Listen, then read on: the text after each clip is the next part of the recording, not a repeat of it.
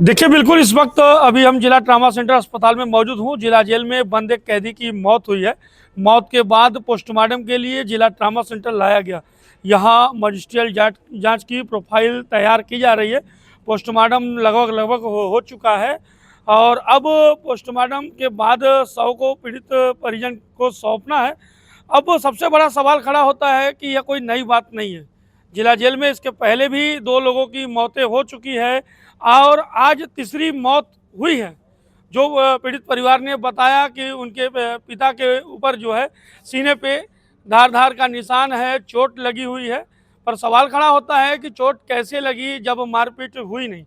पर पीड़ित परिजन ने मारपीट का भी आरोप लगाया है जिला जेल में मौजूद कर्मचारियों के ऊपर। इस पूरे मामले पर अब बात करने के लिए हमारे साथ कांग्रेस के शहर अध्यक्ष मौजूद हैं। क्या कुछ कहेंगे जिस प्रकार से जिला जेल में लगातार मौतें हो रही है, तीसरी मौतें हुई है? देखिए, इस भारतीय जनता पार्टी की सरकार में पूर्व मुख्यमंत्री शिवराज सिंह ने कहा था कि सिंगरौली को हम सिंगापुर बनाएंगे। उनका सपना जो है मोहन यादव जी सच कर रहे हैं। सिंगापुर तो नहीं, लेकिन संघारपुर जरूर इसको बना दिया है। लगातार यहाँ पर संघार हो रहा है। लगातार लोग कहीं ट्रकों से कुचल के मारे जा रहे हैं, कहीं कैद में मारे जा रहे हैं। और जिला जेल में ये कोई पहली घटना नहीं है।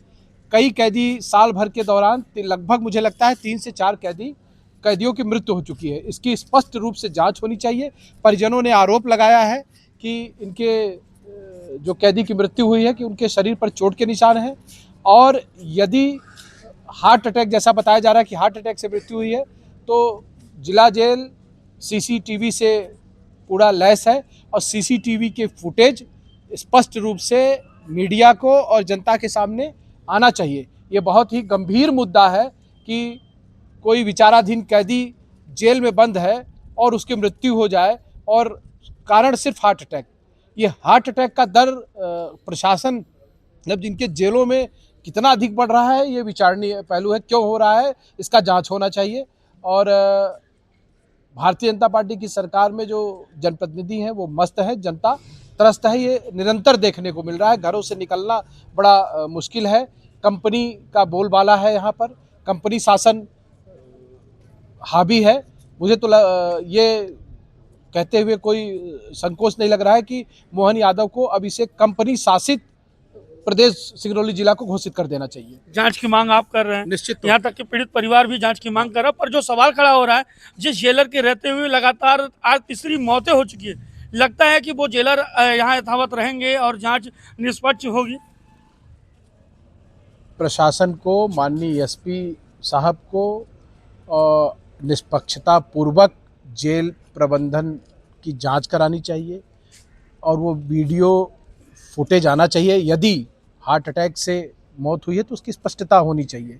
हम बिना जांच के आदमी किसी को ऐसे आरोपी भी कहना थोड़ा सा उचित नहीं होगा। ये भी हो सकता है कि हार्ट अटैक से मृत्यु हुई हो, तो ये संभावनाएं कम लग रही हैं। इसकी निष्पक्ष जांच हो और फुटेज सामने आए। यदि परिजनों का यह आरोप है कि व्यक्ति के ऊपर गंभीर चोट है, उसके शरीर में चोट है, तो ये हार्ट अटैक से मौत होने का कोई प्रश्न ही नहीं उठता। ऐसा प्रतीत होता है कि कहीं न कहीं कैदी के साथ मारपीट हुई जिसके कारण उनकी जान गई है। यदि उनके शरीर पर चोट है तो चोट के निशान है तो। सवाल तो ये भी है कि 3 मौतें होने के बावजूद भी जो वर्तमान जेलर हैं डॉक्टर लक्ष्मीकांत त्रिपाठी, वो यथावत जमे हुए हैं। आखिर ऐसे जेलर को यथावत जमे रहने के लिए किसका संरक्षण मिला? जांच का विषय है कि ये 3-4 मौतें जो हुई हैं किन परिस्थिति में हुई है। इसके पूर्व जो मौत हुई है वो स्पष्ट हुआ, जांच भी हुई कि हार्ट अटैक से मृत्यु हुई है। लेकिन आज जो वर्तमान में जो मृत्यु हुई है जिस कैदी की, उनके परिजनों ने, चूँकि मैंने डेड बॉडी देखी नहीं, लेकिन परिजनों ने जो डेड बॉडी देखी है उनके अनुसार शरीर पर चोट है, पेट पर काले निशान है और इसकी निष्पक्षता से जांच हो। मतलब जेल में मारपीट हो रही है? अब जिस प्रकार से कैदी की मृत्यु हुई है, चोट के निशान है, तो सवाल तो खड़े होते हैं कि अगर चोट के निशान हैं तो निश्चित तौर पर कि, और वहाँ कैदियों की 400-500 कैदियों की संख्या है और उनसे भी पूछताछ होनी चाहिए। तो इस प्रकार की घटना मध्य प्रदेश के सिंगरौली जिले में अब लगातार बढ़ती जा रही है। जेल में बंद 2 कैदियों की मौत के बाद अब तीसरी कैदी की मौत हुई है।